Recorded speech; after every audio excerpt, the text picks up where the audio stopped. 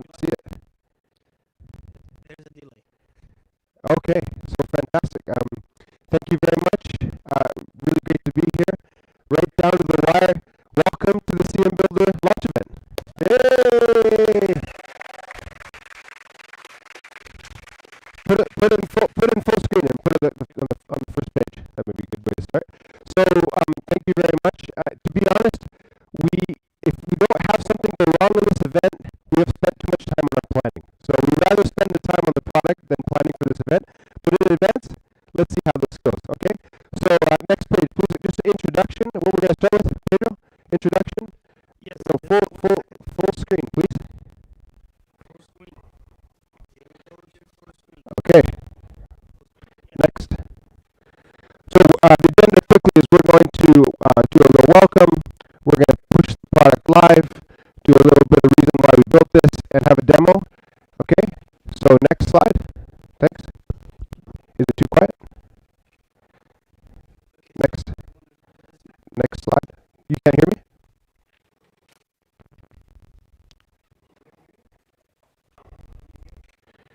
Hello, check. You can't hear us? Okay, give us a second here. We're going old school.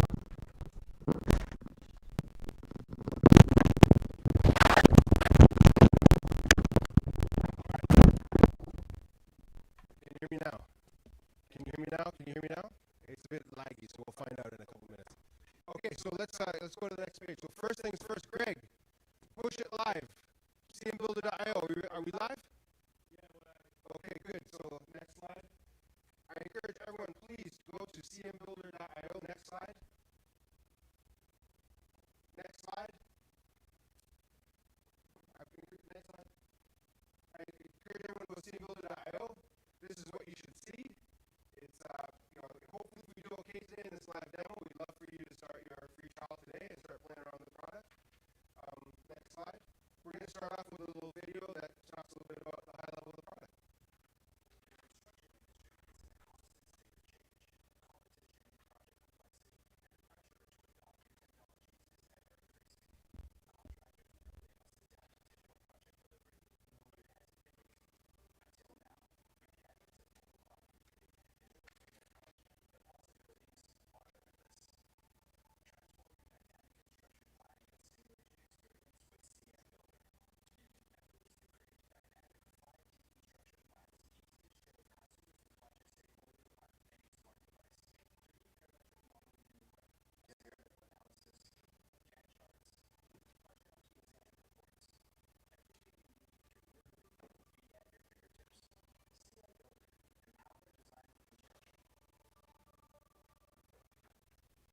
There we go. So I understand that was very faint. So if you didn't hear that, you can watch the same video on cmBuilder.io on the main page. So I encourage you to do that. Can you go back into full screen, Pedro? Next. Okay, so why did we build this product? First of all, I want to say thank you very much to everyone in this room. So we're trying to keep this a physically distant event. So we have people upstairs, some people physically distant here on the ground floor in the office. And so, we just want to say to everyone that's contributed to making this product a reality, thank you very much. It's a very hard product to build. We've been working on this for quite some time. And, I just want to say thank you. It's a real challenge, and the industry needs big change. There's a lot of documentation about what's happening in the construction industry. There's need for driving efficiency, has a material cost to the world from a money perspective, from a resource perspective, from efficiency perspective. So it's a worthwhile product to build. I also want to say thank you to our customers that push us hard to try to get better each and every day, and hit us with the biggest challenges that the industry can feed us. So next thing, our goal. So what are we trying to do? There's two goals that we have right now. Our two goals. The first goal is to materially lower the barrier of entry for digitization in the construction industry. So we want to make it much easier to use, much more access, mobile optimized, and much more cost effective. When a mid-tier general contractor, construction manager has to make a decision whether they could potentially be profitable at the end of the year or invest in technology, it's it's a big challenge. So we want to make this very, very cost effective and scalable for an organization. The second goal is like we want to make this fun. There's a lot of talk. If Excel is a great, fantastic software, but you spend all day in Excel, maybe more will argue with me, but all day in Excel is not necessarily the funnest thing to do as a construction planner. One, to get Gantt charts. We want to make a fun product, a product that really you enjoy using on a day in, day out basis. So that's why we built the product. We want to reduce the barrier of entry for technology for construction companies, general contractors, construction managers, and we want to make a fun product. So next. Let's get started into the live demo. So without further ado, we're going to switch the cameras so you can see the screen, and let's show you what we built. So I have Pedro, recovering civil engineer turned software guy here, helping me. I stole his mic, so I don't think he's going to be able to talk to me as we're kind of figuring it out on the fly. But Pedro, are you showing the screen? Okay, we have some technical difficulties on the audio. What's going on?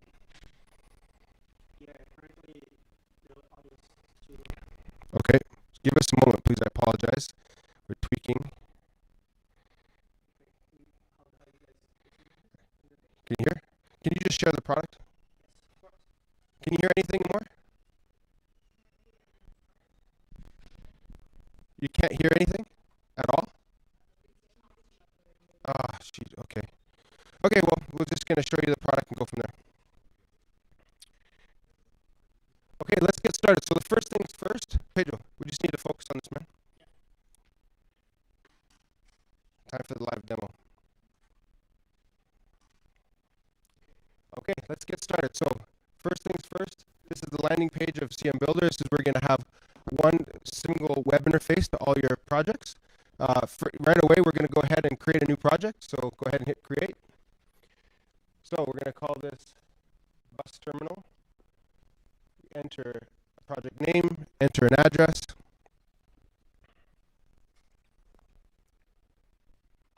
That's going to go ahead and create a space. Now, one thing that's important is we're going to grab a map tile of the surrounding area that's going to grab the terrain and all relevant information of that address. So real quick, this is a little landing page. You can add a rendering. This project we're going to use is a project we did in the past designed by Dialogue Architecture, built by Heather Bray Builders out at UBC.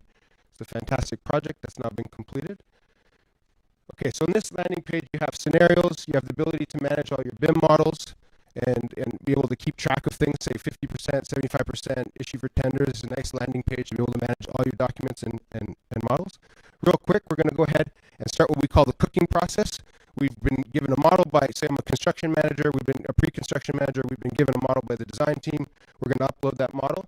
While that model is being pushed into the software to be ready to use, we do a cooking process. So we're running some magic to get some information and stuff out of that from there. Okay. So next thing we're going to do is you have the concept of scenarios. So you have one project, you have models, maybe you don't have a model yet.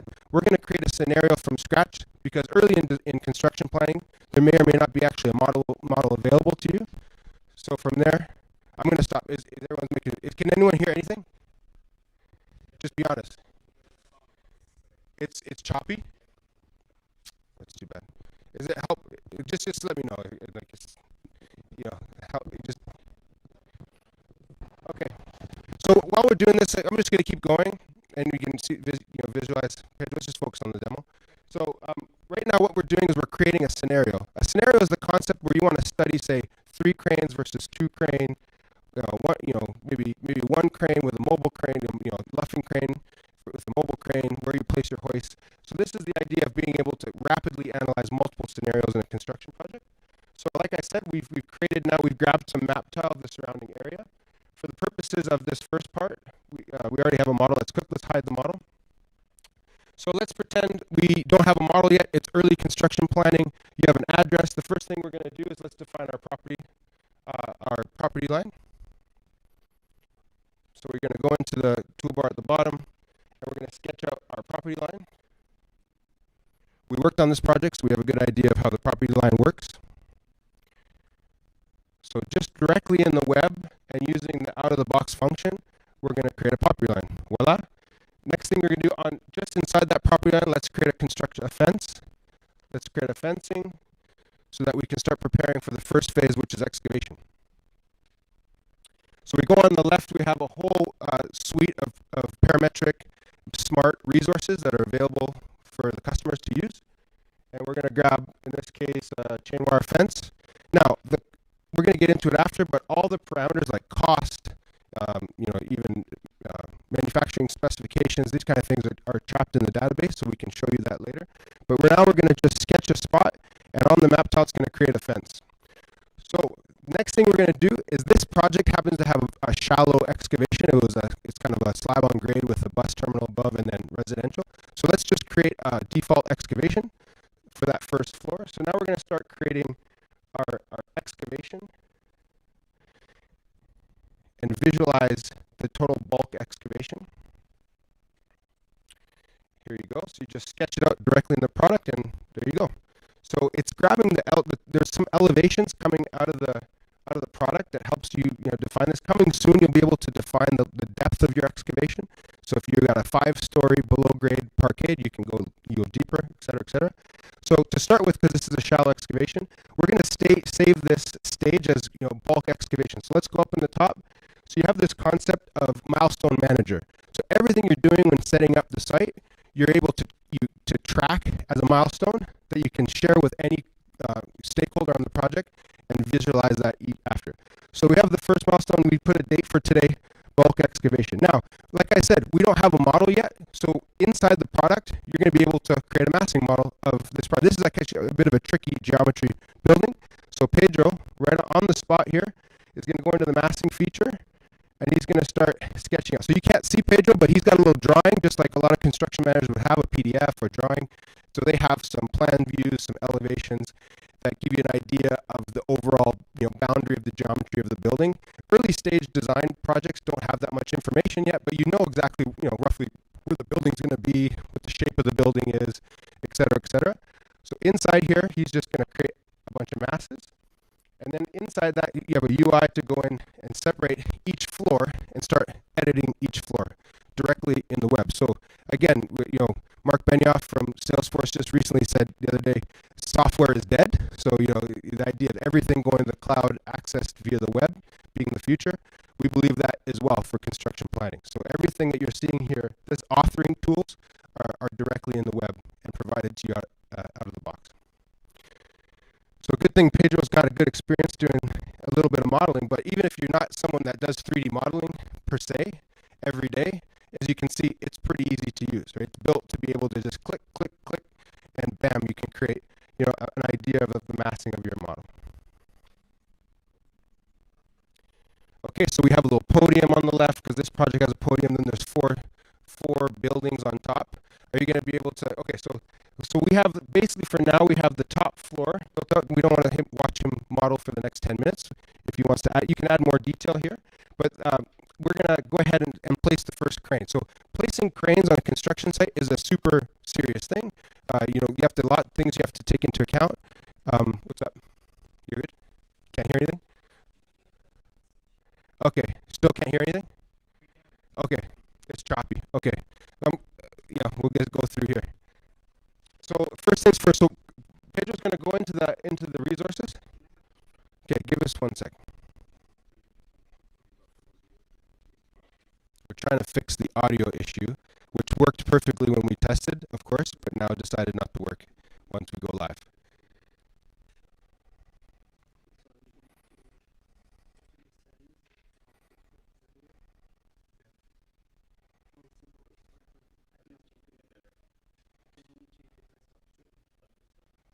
So it has to do with the screen share? Yeah, just watch the screen. You don't want to listen to me talk anyway. I'm used to that. My kids don't like to hear me talk either, so it's all good. So, okay, we're gonna get back in. So we've created a little massing of the building to give the outer parameters of how high the building is, the shape of the building. Now we're gonna go ahead and place a crane. So in this case, we're gonna do a luffing crane.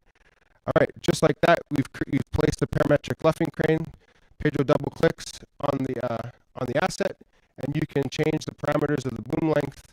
You can raise the height and visualize the radius of the crane to make sure that you're getting enough space.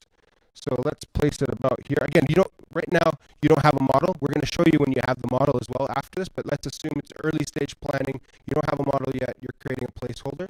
So what we're going to do is after Pedro places this crane in the optimal position, because we're going to study a 2-crane option here, he's going to go in and save this as a milestone. So we'll call it crane A installed, and on a certain date.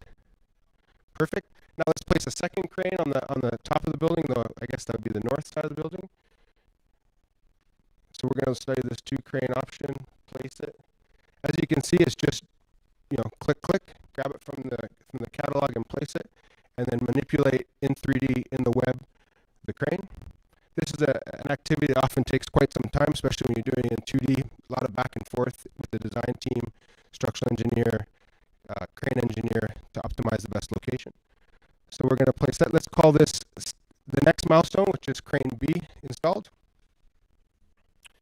Now, we're not going to show live here, but we have a bunch of tools for zones. The next thing you might want to do is think about where's your zone going to be, your loading zone, your accommodation zone for trailers, etc.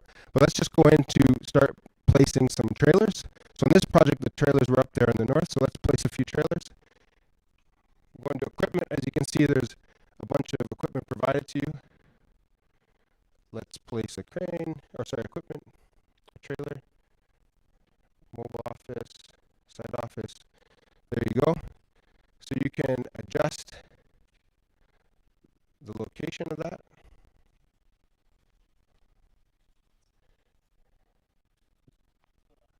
Maybe just move it over. Nothing like a live demo. Place another crane, or place another trailer. Okay. There you go, let's move it. So next thing we're going to do is place some trailers. Next thing we're going to do is save this state as accommodation included there. As you can see, there's the parameters just popped up. That's okay. So maybe 2 weeks later, now you got trailers. Okay, so we have 3 construction milestones. And the idea is that you set up, your fencing locations, access, flaggers, where your wheel wash station is going to be, temporary, if you have generators, especially on these downtown infill sites, it's very tight. So you're able to kind of optimize the location of resources. Now we're going to save it, and you're going to share this. So currently, there's a lot of back and forth in communicating a site plan. So I'm going to go live here. So generate a link of this. He's going to send it to me in our chat system. So this link can go to any project stakeholder. So this could be your client per se. This comes from you, Pedro. Send it again. Oh, that's why. It's not me. Okay, so now I'm going to load it. So you don't need any credentials to load this. So now I'm going to see everything that Pedro just did on my iPad. Let's zoom in here. Now I got this mic, makes it a little bit more difficult.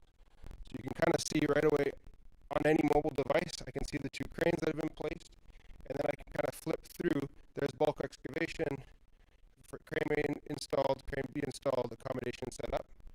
That's the idea. And then not just with iPad, but most people have phones in their pockets these days. So communicating a site plan, the risk of where all the resources are going to be, is often, like I said, a bit of a time-consuming process, goes back and forth. It's hard to share the true essence of your plan. And I'm just going to load this directly on my phone. So it loaded just right on my phone, and I can see the same thing. So now you can still submit, a 2D site plan with what you've created here, but now much easier. You just send a link to any project stakeholder, and they can go ahead and view that version directly from their phone. Okay, let's get out of there. What's next? So the next thing is each one of these cranes, let's pick a crane. All these resources that are being placed into the scene are automatically syncing to a master format Gantt chart. So every single thing you place here, as you place it, is in the back end is creating in this scenario a master format cost. So those costs come from you, so you can take your own cost database or incremental costs. If you were, we'll go quickly on this, but the idea is that those 2 luffing cranes, those 2 trailers, etc., the fencing, all that stuff, the excavation, this stuff is all syncing to the Gantt chart behind the scenes automatically. So the goal of this is to run multiple scenarios, 10, 15 scenarios of different configurations, hoist, no hoist, etc., and rapidly get the cost of that information. So that also every one of those milestones managed that he was creating, so bulk excavation, etc., is actually showing up in the Gantt chart. So you can visualize that in the 3D, but you also can visualize that in the schedule and say, okay, where are we at in all those major milestones? So bottom of the hole, pouring footings is a major milestone. Placing the cranes is a major milestone. That shows up in the Gantt. So it's another way to visualize each of these major milestones in your project and share a simplified 4D schedule for your client stakeholders. Yeah, so you can export to various file formats. We're going to work a lot more on this. This is version 0.001, so we're going to look a lot more on input, output, and these different types of things. But the goal is in this pre-planning is to give you kind of everything you need to be able to rapidly get the best possible site configuration, get an automatic general conditions cost. So what is the cost of doing the site? Manage those costs much more effectively. A lot of those general conditions costs, project management, resources, temporary cranes, scaffolding, site works. These are things that are material to the cost of the project. These can be huge, huge costs on a big project. And there's, having a static plan is a very difficult way to manage this. It often lies in the heads of superintendents. So now we're creating a dynamic way to really control these costs and visualize the impact of different decisions you're making throughout the planning process. Now, furthermore, when you place all those cranes, it's coming from a smart parametric database of resources. So let's go ahead and pick one. Which one do you think is a good one, Pedro? Pick one. You want to go to crane, maybe that luffing crane? I think you just passed it. Okay, got a lot of cranes there. So in this page, you have the idea of all the parameters, so the configuration to stay here. So when you place a crane, when we're moving those configurations, they're moving based on rules. So typically when you jump a crane, you're jumping by a certain amount of length. So all that's controlled here. So you can change so there's 2 ways to do the cranes. Top down, which is find the best possible crane configuration that works for your site. Go out to the supply chain and find that crane. Or bottom up, which is say, okay, what's available in the marketplace? Who's got a crane of what size? And let's visualize that crane in this site. Another thing I should say, our data science team is working hard. This is a fun, interactive way to place cranes and parametric model the cranes. We also will provide soon, hopefully, a solver that will say, okay, based on some metadata of your model, of the site configuration that you've defined, what's the best possible crane and the best possible location for that crane? So we're going to use our CM Assist to find the best location for that crane. So that's coming soon too. So you have all your historical use. So as you use this product, it gets more valuable. So you can track that resource, any resource, where was it last used, which project, what was the cost of it, and you start having a dynamic cost database that grows with your organization as you go. And so you also provide a 3D model. So if you want, there's all your different mobilization costs, demob, safety, variable costs like the crane operator, these types of things. So we go to 3D model, and then you have like a little thumbnail to say, okay, this is what the crane spec looks like. You can visualize that resource. So we currently are launching with a number of cranes, of resources. If there's a resource that you want, it doesn't exist, I'll give a shout out to our Japanese friends that are joining from supporting our CAD Makers Technologies KK. So there's different resources in Japan, for example. What do you do if you go here and request the model? You say, I don't have what I need for this project. You're going to go into an application we call feedback. Now, feedback serves a number of different purposes. It's a way to request anything from us, and we're going to build that model, smart model, for you to use. It's also a way for you to go in and beat us up. So we've been consumers of technology for quite some time. It's frustrating when you submit a service request or a bug or an enhancement request, and it just goes into kind of nowhere. So we want to have a feedback loop for that issue. So if you post a bug, which we hope you do, if you find anything, please let us know. You're going to get pinged when we've accepted that. If we've replicated that, you get pinged as a user when it's been pushed. You can be the first one to test it, kind of thing. And any anyone can come in here at any time and upvote and downvote the best ideas for future uses of the product. So this is kind of an all-encompassing, tickets for issues and requests of things in the product. So Pedro's adding a very specific request. He submits that. And so anyone who's using any of the application on our CM Core platform is automatically getting this feedback app that has a workflow built in. Okay, what's next, Pedro?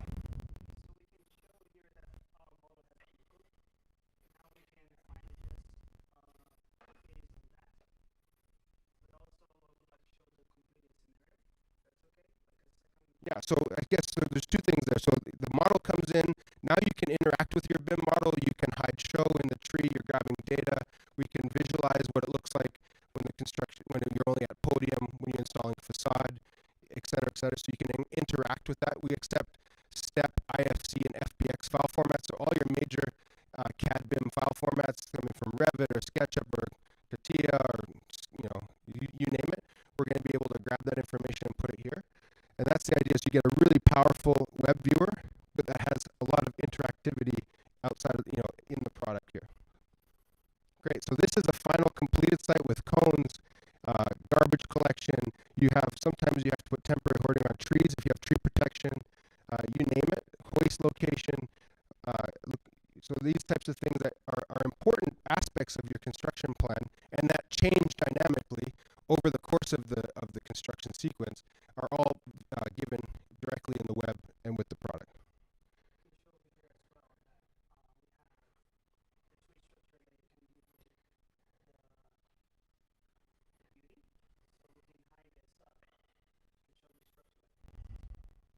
Right.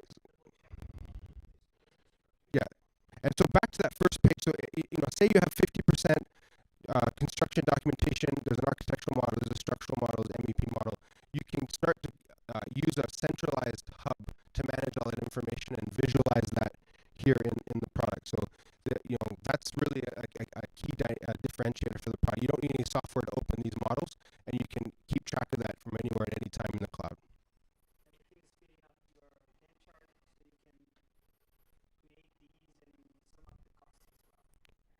Great.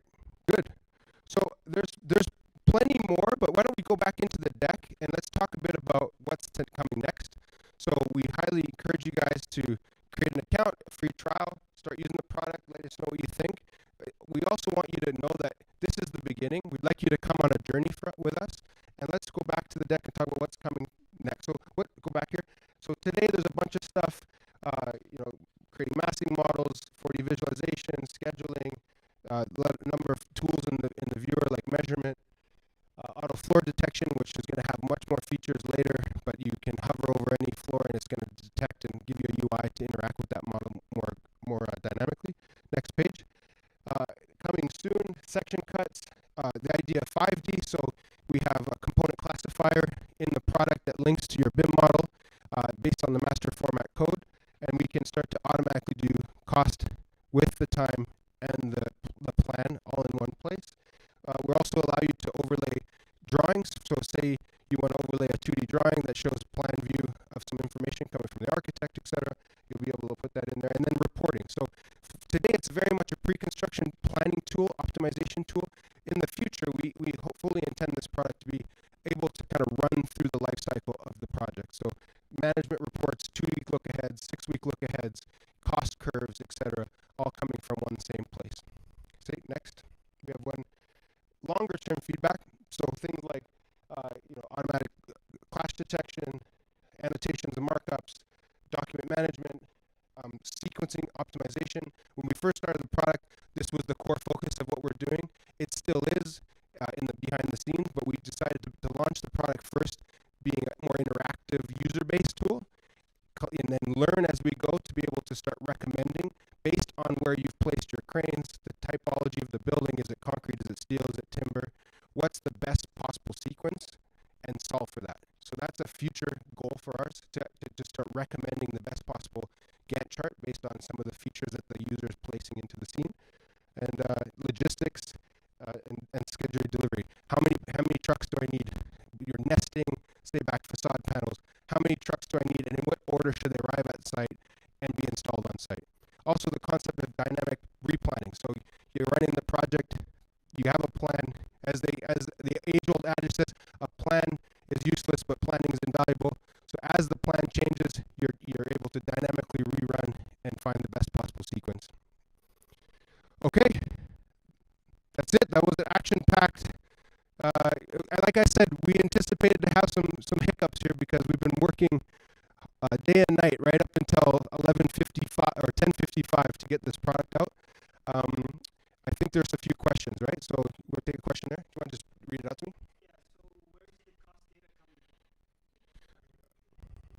Okay, so the question is, where is the cost data coming from? So first, we create basically an infrastructure for a company.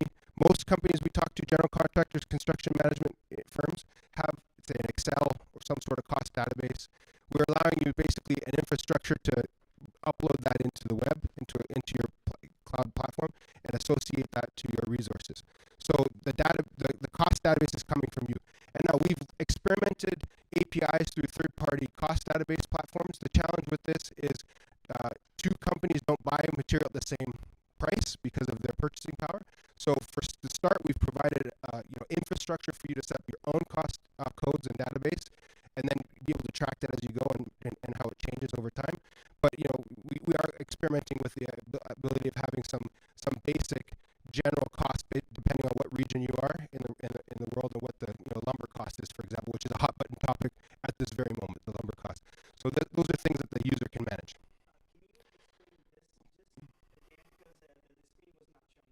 So I'm going to explain coming soon again. I guess it wasn't showing. So you're going to have the ability to do section cuts in the viewer. Section cuts will be able to explain and then store that and be able to tie that. If you're telling a story with 4D and those kind of milestone managers, at times it may be nice to cut a section through the building and say, okay, let's visualize a certain operation that's happening on site at a certain time.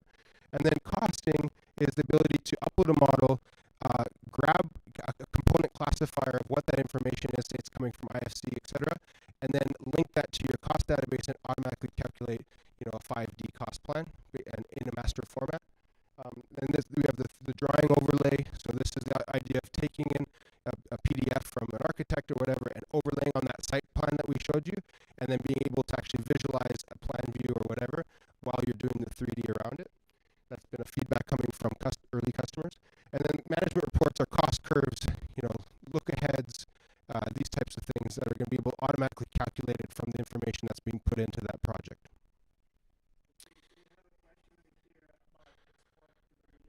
Question about export capability. So why don't we just show it to them, Pedro? Yeah, so currently there's a couple things we can export. So we would want to export the Gantt chart. So we can export that as Excel and I believe Microsoft project currently. We're looking into being able to export that also into Primavera. So this is, it all has to do with, I guess, the way that you want to organize the data for export, but it's pretty easy to export Excel formats. Now, exporting the site plan itself, we're working on a kind of a 2D look of this that you can screenshot and place into your 2D pretty easily, and then export a link from the site plan itself. So it depends on what information you need to export, but the reports, the overall kind of site plan, there's various formats you can export. Okay, so in the landing page, you'll see that there's the ability to toggle the language. In the application itself, correct me if I'm wrong, someone yell at me at the back, we support English only at this point. You can use the Chrome extension. Since it's running in the browser, you can actually use the Chrome extension to translate the page. It won't be perfect, but it's not bad. So, since it's web-based, I highly recommend use Chrome or Firefox, for example, and you can translate that page. But for now, we're supporting English for the time being. Okay, so about reading scheduling attributes from IFC objects to create a detailed crane animation. So reading.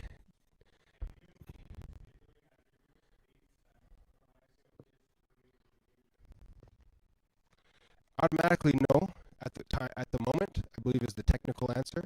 But because you have that information in the model, we can grab that when you upload, and we're going to, like I said, we'll provide a UI to specify that information, and then you could recreate here. But it's not automatic at this moment. So I would have to understand maybe the full use case of why you would want to, exactly what the purpose that would be, because like I said, it's out of the box. It's pretty quickly to create that simulation, and in the future we plan to add the ability for animation, like animate this. It's coming later, but you know, I guess I'd have to learn exactly what the use of that is. But again, the data in the model is captured, so the idea is after that we can use it for different purposes downstream. Okay, there's another one over here. What are the 3D formats that are compatible for importing? Yeah, so the first one is .stp, so step, .ifc, industry foundation classes, and .fbx. Now, there's as we work on this product, you know, we highly encourage, if you have any issues with uploading the model, to put it in feedback. So at any point in the UI, actually you're here, so you can go down to the bottom left, Pedro. Go to the bottom left, you can go either here and get the feedback there. So, or you can go on that horn up there and hit feedback. We also should note that if you go to your user, go back to the, if you go to just click on your user, so we've got a help button there. So we're going to provide, as of like after this, some tutorials on some basic operations of how to use the product. As you maybe saw the first time you load the 3D sitemap, there's some user kind of like how the functions of the mouse and how do you traverse the product. And we're going to add, as we get more questions, for example, do you have to load any software? Do you have to download anything? No, you don't. You can use Chrome or Firefox. Those are the two recommended. You know, we'll add frequently answered questions inside there, coming very soon. But the idea is to kind of, if you have any issues, especially early on, you know, we ask you for your patience, and we're working on it. So we've been pushing till like right before this launch. So if things break or whatever, I promise you we'll be extremely responsive on jumping on this and trying to get solutions as fast as possible. We want to take a long-term journey here. This is the first step in what we hope is a long-term journey.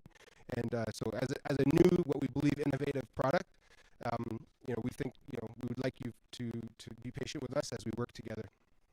Any other questions? Okay.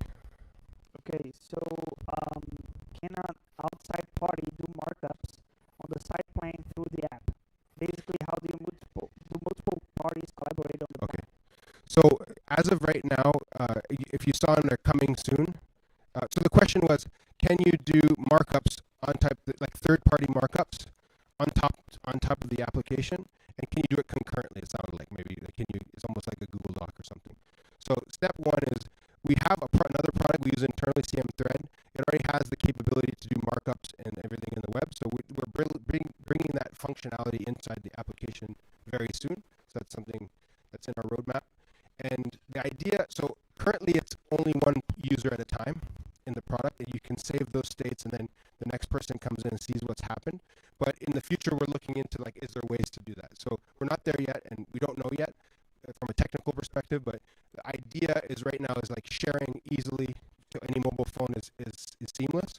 The next step would be, how do you create a dynamic two bi-directional way to comment on top of the model and track that inside a database so you can see who commented and all that stuff. So a timestamp of that information. So that's something we will be working on in the future. Any other questions? What are the different pricing plans for this great product? That sounds like an internal question. Thank you for anyone who did that. So starting off, you can get all this information on the landing page, but cmBuilder.io. So for the first 6 months, it's $99. After the free trial, it's $99 a month enterprise. Unlimited projects, unlimited users. So very cost effective, we hope. After that, we have kind of the concept of unlimited users for the organization, but a limited amount of active projects. Now, you can archive the project and be able to view only. Can't dynamically change anything, but you can have up to 10 active projects under our standard plan, I believe, yeah. And that will be $400 a month. And then up to 20 projects will be a bit more. Above 20 for the large organizations that are doing pre-construction and pursuits. The best application in the short term of this product is pursuits and visualizing and communicating your plan for the upcoming project to win work. If you have more than 20, call us, because we'll just give you a quote depending on your usage. If you have 300 projects a year, you want this, we'll come up with an appropriate price from there. So the idea is to be as flexible as possible with the pricing. Yes. Again, one of our core goals as mentioned at the beginning, is to lower the barrier of entry to digitize for every construction company, every construction management company, general contractor, and price is a big piece of this. Yes. We have another one over here. If we are able to export the schedule and Gantt chart. So we talked about it earlier. So the question is, are we able to export the Gantt chart and schedule? The answer was yes. So you want to maybe go in there and show some of the file formats. So we can export Excel, we can export Microsoft project file, MPP, and we're looking into Primavera. Yes. Another one is if we are doing site safety plans for city approval in Revit, is there a workflow that we could begin here and end in Revit or something similar?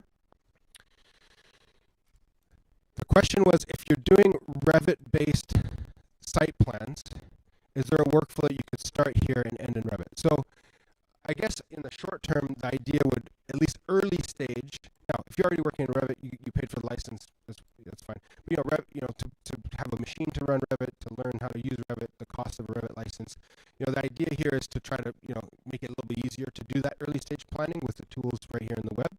But the idea for the future is that, yes, seamlessly, no, we're not going to export an RVT file from this software. But the idea would be to, as the design model, there may be a design model that's going on, is maturing, you can always plop that in here and visualize your site plan in context to that design model as it matures. Now, back and forth seamlessness, I don't, I'll have to get back to you on that one. That's a good question, because I'm not sure what we would export that you would want in Revit. Export an IFC, it's something we've talked about. Can we export IFC from here or something like that? Nick's going to look over there and yell at me. Huh? Maybe FBX. So one thing we're looking at is export back an FBX, which you can put in Revit, and then visualize all these, all the information you put here, like cones and flaggers and these kind of things, which is very easy to place and model here. Could you put it back into your integrated Revit model? So FBX is something we're studying. There is a question about taking measurements using the browser. Yeah, so we have a measurement tool built into the product. Yeah. So you can select over here 2 points and go fence to fence. There you go. So it's currently, is it only in metric? So you might have to break up the calculator if you want imperial. Do we toggle met to imperial? It's not exposed. So right now it's only metric. So worst case, you got to pull out your calculator. Best case, we have in the database the ability to convert, but it has some complications. So in the future, we hope that we'll provide both options, imperial and metric. Yes. Maybe 1 or 2 more, and then we wrap it up.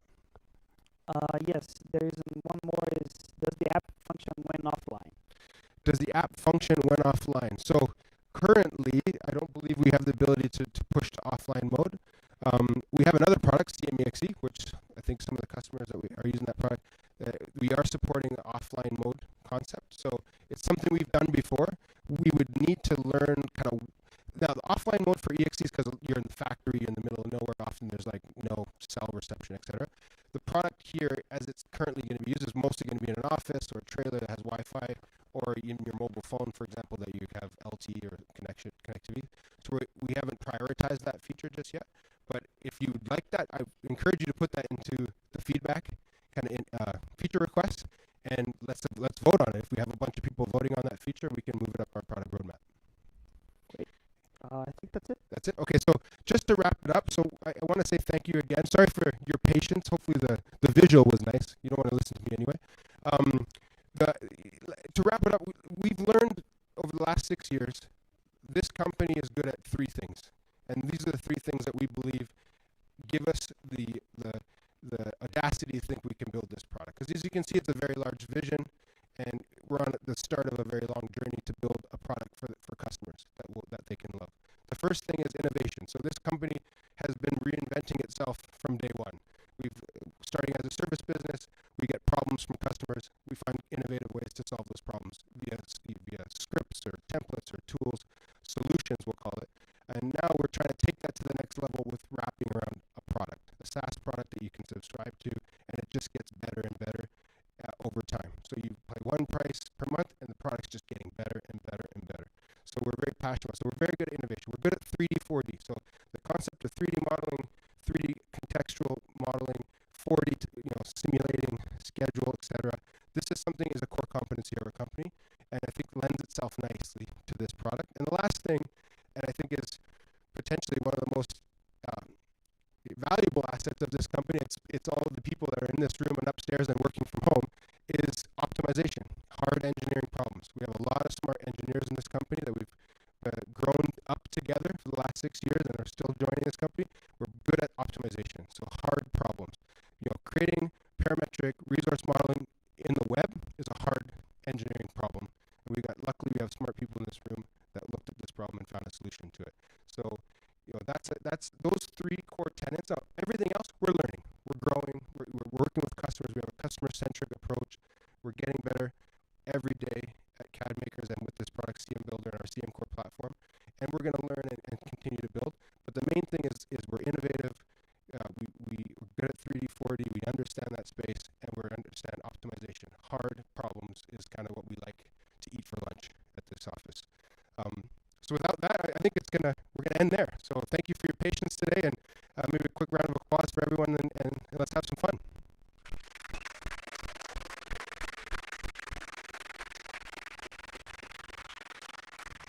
All right, go to cmBuilder and start your free trial today. We'd love for you to use the product and